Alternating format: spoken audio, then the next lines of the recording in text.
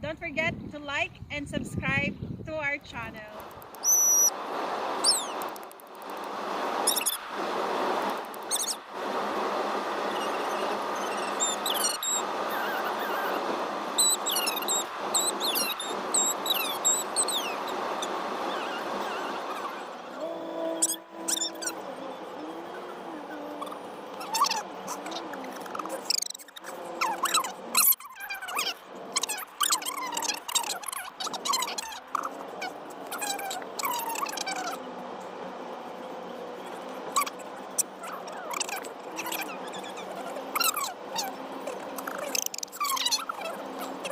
So guys, bibigyan ko kayo ng mga tips kung gusto ninyong mag-kayak anywhere sa mga lakes ng Saskatchewan or Regina or anywhere.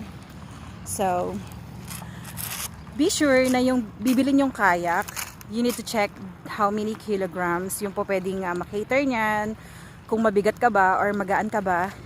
So, my kayak can do up to 280 grams.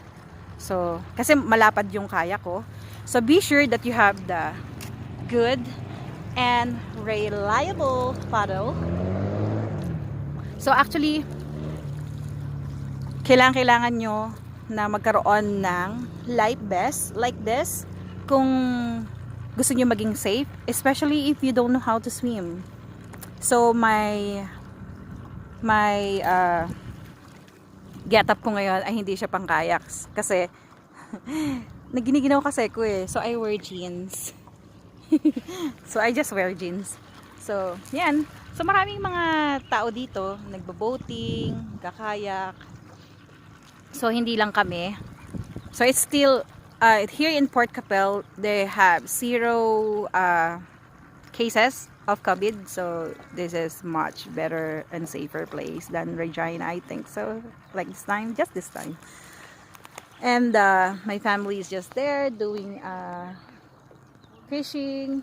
So this is great for family bonding and relaxing. So ayan, si mom nagdo siya, naglalakad-lakad lang. So guys, ayan. Tsaka kapag nga pala isasakay ninyo ang inyong kayak sa sasakyan, be sure it's safe. It's really tight at the back of your car, and make it sure that it will not cause accident to anyone. Kasi one time yung kayak namin natanggal siya sa pagkatali, and we are so afraid that it will hit someone. But my husband just, stop the car and fix it. So yun, be sure lang po na safe kayo, safe din po yung ibang tao. So everybody will be safe. So hilahin lang natin ng konti ang aking kayak. Napakay siya na ha. So yan. So guys, thank you for subscribing to my channel and have a great day. Enjoy life!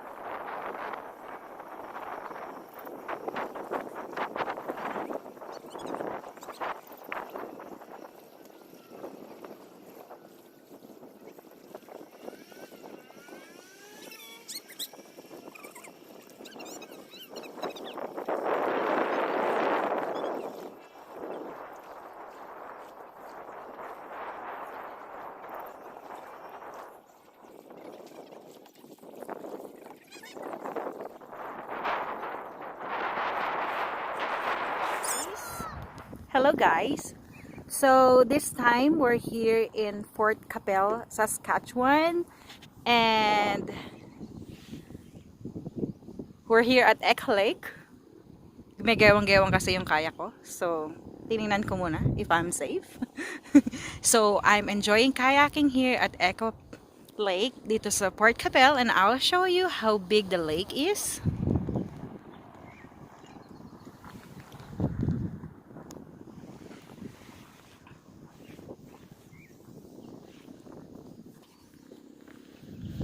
So my family are there waiting for me. So I'm enjoying kayaking here. So isa po kasi sa aking bucket list this summer is yung makapag-kayak po talaga sa mga lakes po ng Saskatchewan, and I'm so grateful because I have these chances.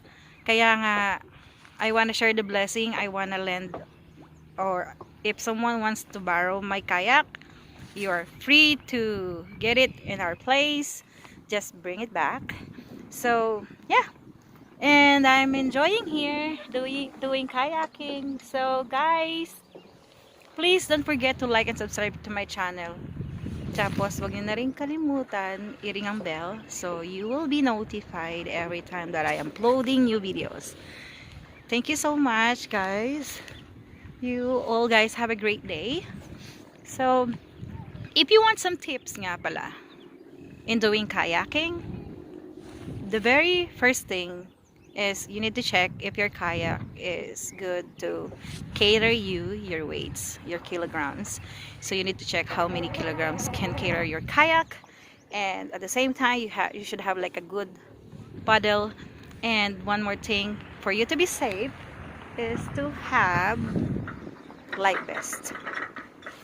So you should wear a life vest so to make it sure that you are safe.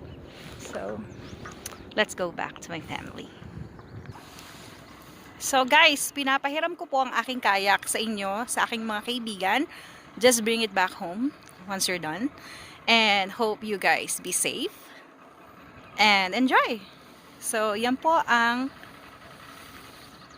Echo Lake, Fort Capel, Saskatchewan. So it's nice to be here with my family. So this is one of the chances and one of the good family bonding and relaxing too. So aside from doing exercise, so I'm doing kayaking para ma-stretch yung muscles ko, if I have those muscles. So guys, keep safe and don't forget to pray as always. Be thankful, be grateful, and thank the Lord for what He has done in our lives. So thank you guys. God bless and enjoy life. Enjoy niyo yung kalikasan. Very beautiful lake. Bye.